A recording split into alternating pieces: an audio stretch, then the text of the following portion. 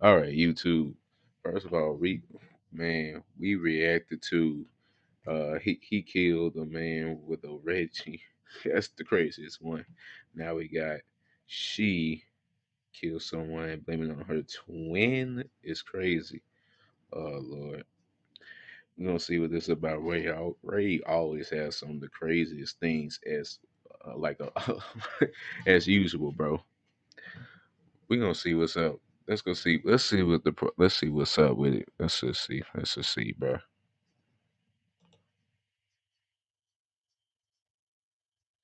Don't take forever.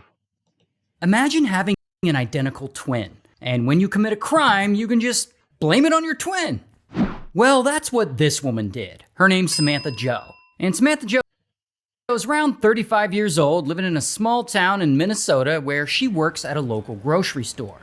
And she isn't exactly known for making good decisions. In fact, she already has 2 DUIs and a prior conviction for giving false Lord information have to the mercy. police. I mean, she's a mess, and things are about to get really bad for her.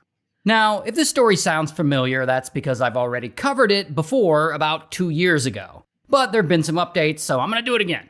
So one day in Oh, 2023, you did. at around 8 in the morning, Oh, you Samantha already Joe did. thinks this is a good time to get high on meth. And even though she doesn't have a license or insurance, she decides to go on a drive. And so she gets in her car and she starts driving around like, well, a person high on meth. And so she's driving and she's speeding. She's going 70 miles an hour in a 55. Here's the thing about the road she's on, though. She's driving in a county with a high population of Amish people. So it's common for Amish buggies to be on this road. In fact, it's so common that there are road signs warning, like this one telling drivers to look out for these Amish buggies. Anyway, Really? Samantha Joe apparently isn't watching the road. And she's high and she isn't paying attention and she doesn't see what's coming up right in front of her, a horse-drawn Amish buggy carrying 4 Amish kids on their way to school. And this buggy is going about 10 miles an hour while Samantha Joe is still going 70. And suddenly, kaboom, she plows into the buggy from behind with her 4,000-pound SUV. And the buggy busts into a million pieces and it's a disaster. There's debris everywhere. And the worst part is that all 4 Amish kids are severely injured, and tragically, 2 of them don't survive. God. Even the poor horse doesn't make it through the crash. And so Samantha Joe gets out of her car and she looks at the accident that she caused, and she knows this is her fault. But instead of, showing remorse, she starts thinking, how can I get out of this? And that is when she comes up with an unbelievable plan. Because What is here's the that? thing about her. She just happens to have an identical twin sister, who we'll just call Twin. Now, to make things less confusing in this story, I'm gonna give Twin red hair. But just know that in real life, they look exactly alike. So Samantha Joe calls Twin, and she tells her what happened. And she asks her to switch places with her and take the fall for the accident. Because, unlike Samantha Joe, Twin isn't high on meth, and therefore wouldn't get in as much trouble. And Twin hears this idea, and I guess she's like, all right. And she actually agrees to help her try and pull off this meth-fueled parent trap. And so Twin drives to where Samantha Joe is, at the scene of the accident. And police haven't gotten there yet. And when Twin gets there, they both get into Samantha Joe's car and they swap their clothes. A few minutes later, police show up, and Twin tells them, "It was me, I was driving." And like an officer gives her a field sobriety test, like the whole thing, and she passes everything because, she's the sober one.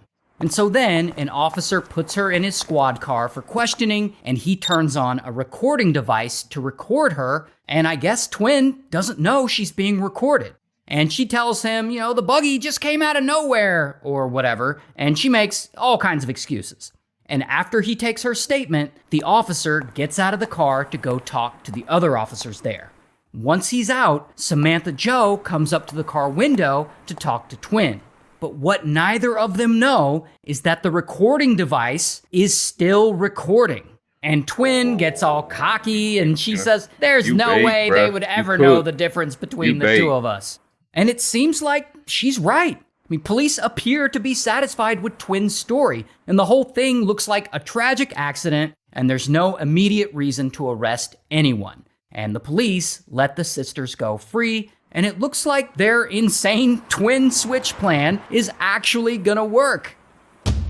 Until.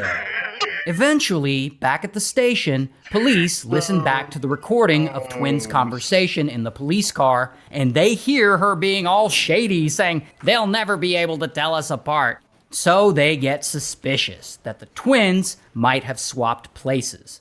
But the problem is, identical twins share nearly identical DNA, and it's almost impossible to tell the difference between them when testing it. So even if police know that Samantha Jo and her sister switched places, any good defense lawyer could argue reasonable doubt using the "it could have been her twin" defense, and they might get away with it. Therefore, police need rock-solid evidence before they can arrest anyone. And that kind of evidence is going to be very hard to come by. So police keep investigating, and they go to the grocery store where Samantha Jo works, and they start questioning the employees there. And that is when the HR manager there drops a bomb on them. Because apparently, right after the crash, Samantha Jo had texted the HR manager.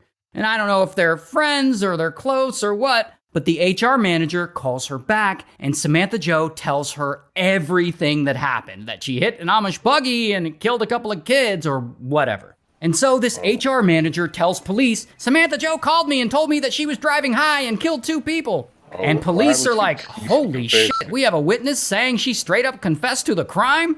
But then it gets even crazier because police get a warrant to search Samantha Jo's phone. And looking through her phone, they find that right after the accident, she Googled things like, and I quote, "What happens if you get in an accident with an Amish buggy and kill 2 people? And also, if you hit a buggy and kill 2 people, are you going to prison?" Which, in my personal opinion, makes her look guilty as fuck. And if that wasn't convincing enough, they find texts. After the crash, a friend texts Samantha Jo saying, "Oh my God, did you hear some Amish kids were killed today?" And Samantha Jo says, "I don't think you realize that I did that." And the friend is like, "Huh? I'm confused." And Samantha Jo is like, "Confused on what? I hit that Amish buggy and killed 2 people. Made Twin come there and take the fall for it so I wouldn't go to prison." And I'm sure police are looking at this like, damn, that's a lot of evidence. Plus, about a day after the accident, they test Samantha Jo's blood for drugs, and of course, it tests positive for meth. So police have it all figured out now, except for one thing. Why would Twin lie for her sister? Like, why would she risk going to prison for a crime that she didn't commit? Well, it turns out that Twin has a criminal record of her own. She had once been convicted of conspiracy to distribute meth, and she spent time in prison. And while she was there in prison, Samantha Jo took care of her kids, so she owed Samantha Jo a favor. And so anyway, bam, both sisters are arrested. Here's Samantha Jo's mugshot, and here's Twin's mugshot. And Twin ends up pleading guilty to the cover-up and contributing to criminal vehicular operation, and she's sentenced to 90 days in jail, while Samantha Jo pleads guilty to criminal vehicular homicide and criminal vehicular operation, and she gets sentenced to 4 years in prison. Oh, dang. She's trying to. Dang, no. She literally tried to come up with a plan, try to get her sister to take the fall for her and everything. When she just took the accountability and just confessed the thing, like, come on now. You just made it worse for yourself, bro. You lucky you didn't get a long sentence, bro. You lucky you didn't get life. You can still get a long time in prison for that. Like, come on, bro.